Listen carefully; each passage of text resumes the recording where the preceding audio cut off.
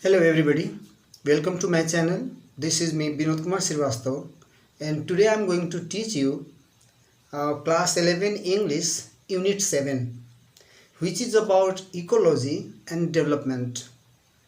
This chapter is mostly related to ecology and development. So let's start. It's not a summary only, it's a teaching.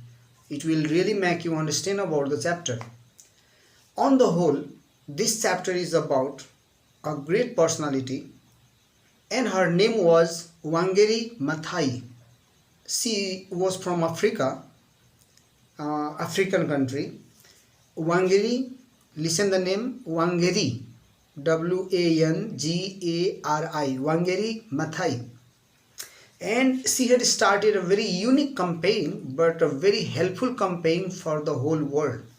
पूरा संसारको लागि यो मथाई भन्ने आइमाईले एउटा ठुलो अभियान सुरु गरेकी थिइन्।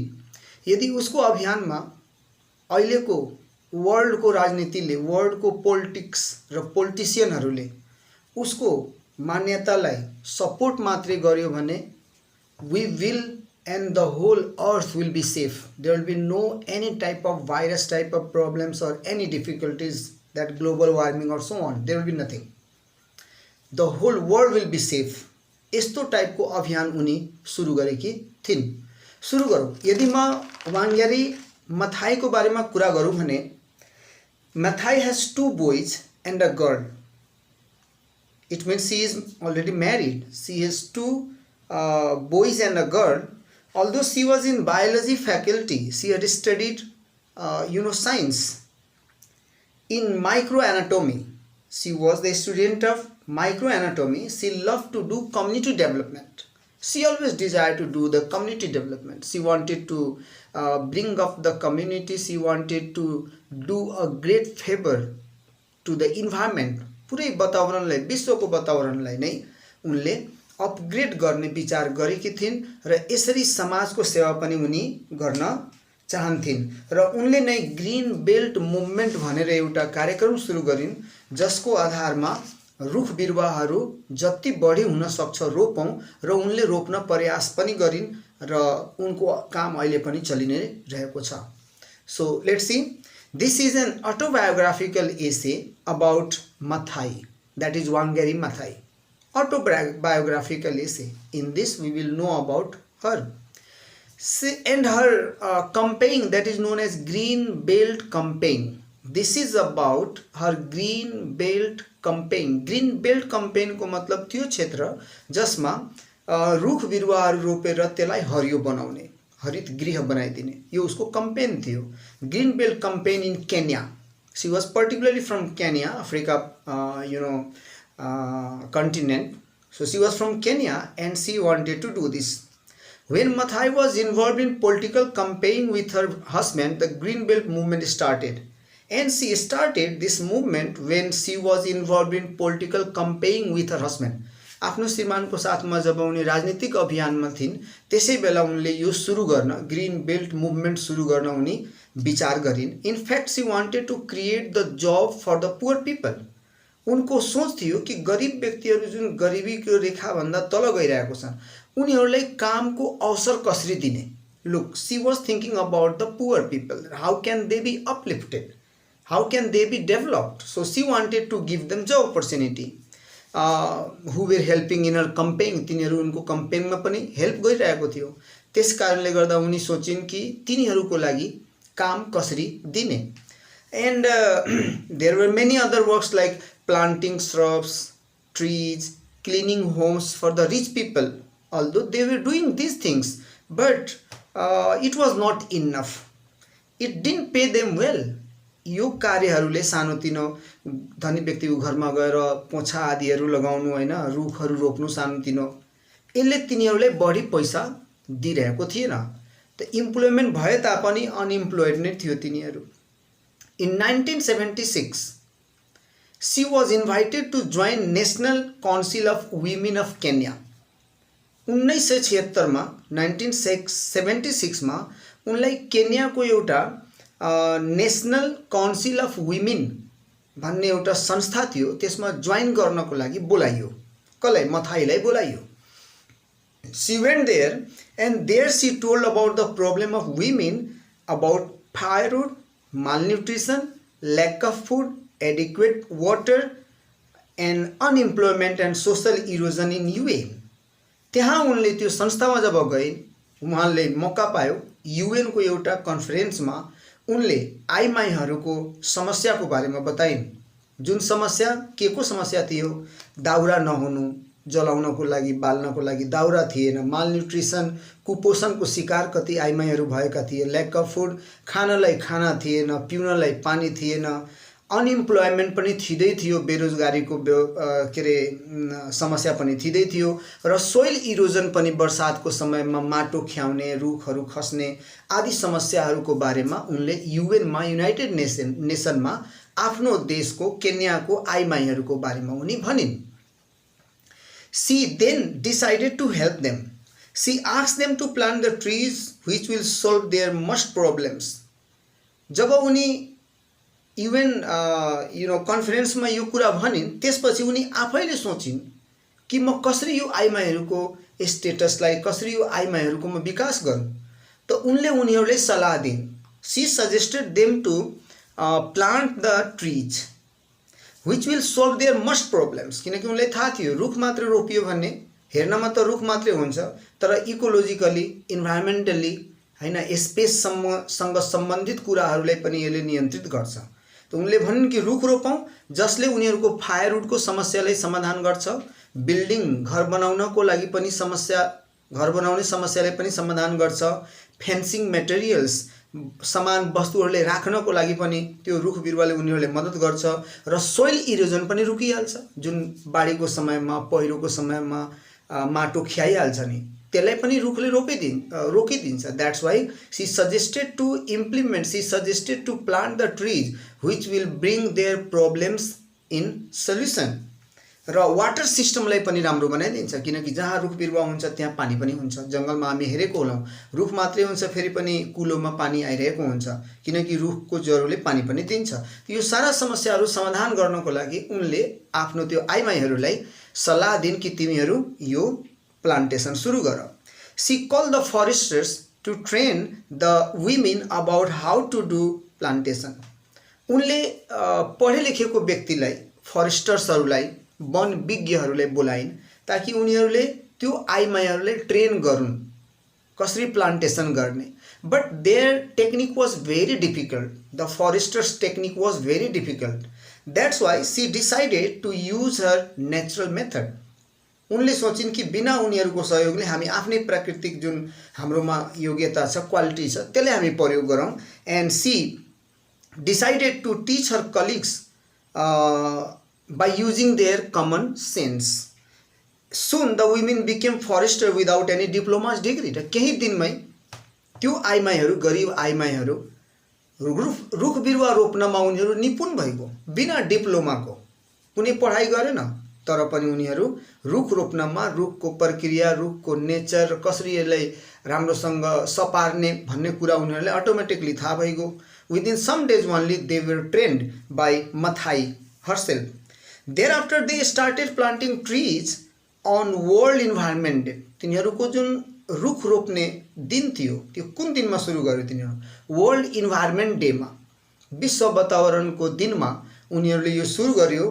द्याट इज जुन 5, 1977. 1977मा जुनको 1977मा यिनीहरूले इन्भाइरोमेन्ट डेको दिनमा रुख रोप्न सुरु गर्यो. And the number of trees became 10 million. 11 वर्षमा मात्रै, मतलब 1977मा यिनीहरू सुरु गर्यो र 1988 सम्ममा, 1988 सम्ममा 10 मिलियन रुखहरू रोपिसकेको थियो तिनीहरू र यो लागि पनि सकेको थियो. Think about how great contribution, what a great contribution to the world, to this green earth. जबकि अरू व्यक्तिहरू करोडौँ अर्बौँ रुपियाँ लगाएर बिना मतलबमा मार्समा, मुनमा आफ्नो समय बर्बाद गरिरहेका छन्. And they were utilising their time, their labour, their everything to save this earth which is actually liveable. The planet which is not liveable, we are searching to live there. We are searching the sources to live there. Here we have a lot of sources, but we are not thinking about that. यहाँ स्रोत छ बस्नको लागि, त्यसको बारेमा हामी सोचिरहेको छैनौँ। त उनले 10 मिलियन 10 मिलियन रुख बिरुवाहरू रोपिसकेकी थिइन् 11 वर्षमै। The most important thing is that the women had become independent. र सबभन्दा महत्त्वपूर्ण कुरा यो कार्यपछि, यो अभियानपछि सबै आइमाईहरू आत्मनिर्भर भइसकेका थिए, इकोनोमिकली पनि। They didn't have to go anywhere to wash the floor or to work for the rich people. No, they were independent. आफ्नो काम आफै उनीहरू गर्न थालेको थियो। They started their tree nursery, किनकि उनीहरू ट्री नर्सरीको सुरु गर्यो। आज पनि नर्सरीहरू धेरै चल्छ, स्कुलवाला नर्सरी होइन, रुख बिरुवाहरूको nursery. And they started their tree nursery in the backyard of the office in National Council Women. जुन नेसनल काउन्सिल वुमेन थियो त्यो अफिसको पछाडि उनीहरूले नर्सरी पनि सुरु गरिदिएको थियो, जसबाट रुख बिरुवाहरू बेचेर लगाएर पनि उनीहरू केही पैसा कमाउँथे। And now 1500 trees nurseries are run by 99% women. अहिले केन्यामा 99% आइमाईहरूले लगभग 1500 नर्सरिजहरू त्यहाँ चलाउँछन्, जसमा रुख बिरुवाहरूको लालन पालन भनौँ न गर्छन्। Thus women started the environmental movement. In this way, by planting the trees, they started the environmental movement, and now it has become a movement that even financial donors provide them money for providing good result in plantation. र यो यति नै बढी प्रगतिशील मूलक भयो कि अहिले धेरै फाइनान्सियल डोनरहरू, आर्थिक चन्दादाताहरू उनीहरूलाई पैसा दिन्छन् यो प्लान्टेसन गर्नको लागि। पैसा पनि आउन थाल्यो, बाहिरबाट सहयोग पनि आउन थाल्यो। Later the men are involve in planting. पछि आइमाईहरूको कपी गरेर केटाहरू पनि प्लान्टेसनमा आए, but their thinking was only to earn profit. तिनीहरूको मनमा पैसा कमाउने विचार मात्रै थियो। तर मथाईको मनमा र मथाईको जुन अरू वर्कर्सहरू थियो उनीहरूको मनमा पैसा कमाउनु भन्दा पनि विश्वको सेवा गर्नु, इन्भाइरोमेन्टको सेवा गर्नु, पिपलको सेवा गर्नु मनसाय थियो। So also in Kenya 80% of fuel gatherers and farmers are women. केन्यामा 80% फ्युअल इन्धनको कार्यहरू ग्यादर गरिन्छ र त्यो प्रत्येक किसानमा आइमाईहरू नै हुन्छन्। आइमाईहरू बढी इन्भल्भ छन् यसमा। द मसाई, त्यसमा यो मसाई केन्याको अफ्रिकामा बस्ने यो लोकल बासिन्दाहरू हो। Masai, the Samburu, this is a tribal आदिवासी जस्तो बस्छ नि तिनीहरू, बासिन्दाहरू अफ्रिकन कन्टिनेन्टको। So Masai, Samburu and Somalis, सोमालियाको Somalis. And most of the northern communities are suppose to be nomadic to pass their life. यो ठाउँको मान्छेहरू जस्तो सम्ब्रू व्यक्तिहरू, सोमालिस व्यक्तिहरू, मसाई व्यक्तिहरू, यिनीहरू बढी नोम्याडिकको मतलब घुमन्ते हुन्छन्, घुमेर आफ्नो जीवन धान्छन्। यो काम गर्नु, त्यहाँ गर्नु, यसरी आफ्नो जीवनलाई उनीहरू धान्ने गर्छन्, pass their life. And planting trees in these areas was much essential to save the human life and environment. तर त्यहाँ पनि वाङ्गेरी मथाईले ट्री प्लान्टेसन सुरु गरिन् र यसले उनीहरूको लाइफलाई, त्यहाँको ह्युमन लाइफलाई बचाउनलाई धेरै मद्दत गर्यो। रोगबाट पनि र इकोनोमिकल स्कार्सिटीबाट पनि उनीहरूलाई बचाउन मद्दत गर्यो। Maathai launch great belt like activities in other African countries. खालि केन्यामा होइन, अरू अफ्रिकन कन्ट्रिजहरूमा उनले सेम प्रोग्राम लन्च गरिन्, सुरु गरिन्। In 1987 or 1988, but then occurred a problem. While she was doing that, she faced a problem. एउटा समस्या उनको अगाडि आयो। So she couldn't accomplish it. त्यस कारणले गर्दा धेरै अफ्रिकन कन्ट्रिजहरूमा जुन उनी अभियान चलाइरहेकी थिइन् त्यो पुरा हुन सकेन, फेरि पनि उनी पछि परिनन्। In fact, they wanted to establish green belt center in Nairobi Public Park. एउटा नैरोबिक पब्लिक पार्क थियो जुन सरकारले नै उनीहरूलाई एलोकेट गरेको थियो। त्यसमा यिनीहरू प्लान्टेसनको कार्यहरू सुरु गर्न चाहन्थ्यो, तर पछि सरकारले त्यो पार्कलाई उनीहरूले लिइहाल्यो। Where the Kenyan government wanting to erect a big building. त्यही पार्कमा केन्याको सरकारले एउटा ठुलो बिल्डिङ इरेक्ट गर्न चाहन्थ्यो। जहाँ मथाई प्लान्टेसन गर्न चाहन्थिन् त्यहाँ केन्यन गभर्नमेन्टले एउटा बिल्डिङ बनाउन चाहन्थ्यो। अब सरकारको विरुद्धमा त जान सक्दैन, त्यसकारणले गर्दा यसले सोचेको कुरा पूरा हुन सकेन। Previously Kenyan government had given an office to Mathai's foundation, and later they took it when Mathai criticized the government for putting up a building. First they had given a center for her office, but later it was taken by the Kenyan government, and she had also criticized this work of the government, that why did they give and again they took. Because the worldly people or the leaders are only thinking about their personal benefit. तिनीहरू खाली आफ्नो बेनिफिटमा सोच्छन् नेताहरू. तर यस्तो मथाई जस्तो व्यक्तिहरू, Nelson Mandela पनि नेता नै थियो, तर उले पनि समाजको लागि सोच्यो. त्यस्तो धेरै व्यक्तिहरू छन् जो समाजको लागि सोच्छन्. Though there was always a problem for funding, हालाकि ट्री प्लान्टेसन गर्नको लागि पैसाको जहिले पनि प्रब्लम हुन्थ्यो नै. She received much support from abroad women. तर जब उनको काम प्रसिद्ध हुन थाल्यो तब उनी एब्रोड वुमेन, समुद्र पारीमा विदेशमा बसेको आइमाईहरूले पनि उलाई पैसा दिन्थ्यो. They also donated money to her. Abroad women donated money, United Nation Development also donated money, Danish voluntary fund वालाहरूले पनि पैसा दियो. नर्वेजियन एजेन्सी, नर्वेको एउटा एजेन्सी थियो, तिनीहरूले पनि पैसा दियो. For international development, African development foundation पनि यिनीहरूलाई आर्थिक रूपले मद्दत गर्यो. यसरी धेरै संस्थाहरूले, बाहिरको संस्थाहरू, international also national as well, they help them to make them strong economically, help them to make a film about green belt movement in 1985. उनीहरूकै सहयोगमा 1985 मा यसले एउटा ग्रीन बेल्ट मुभमेन्ट मुभी बनायो, फिल्म बनायो. And now they have 750 people who teach new group. अहिले उनीहरूसँग, मथाईसँग 750 वटा वर्करहरू छन्, ट्रेनरहरू छन्, जसले नयाँ ग्रुपलाई ट्रेन गर्छ र तिनीहरूले मोनिटर पनि गर्छ. There are 40 staffs in the headquarter. यसको हेड क्वार्टर जुन छ त्यहाँ 40 वटा स्टाफहरू काम गर्छन्. And in this way the work has been फ्लरिस्ड.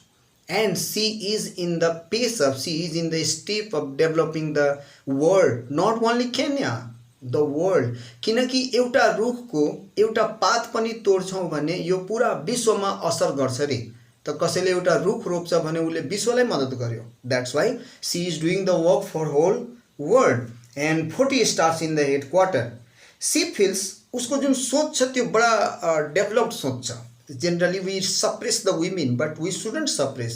See the women work. Nightingale, Florence Nightingale, you can talk about the Florence Nightingale as well. And now she is doing the work. उसको सोच हेर, उसले के सोचिन्.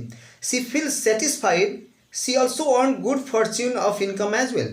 ऊ आफूलाई सन्तुष्ट महसुस गर्छिन्, सन्तुष्टि. She feels satisfied to have involved herself in this type of work.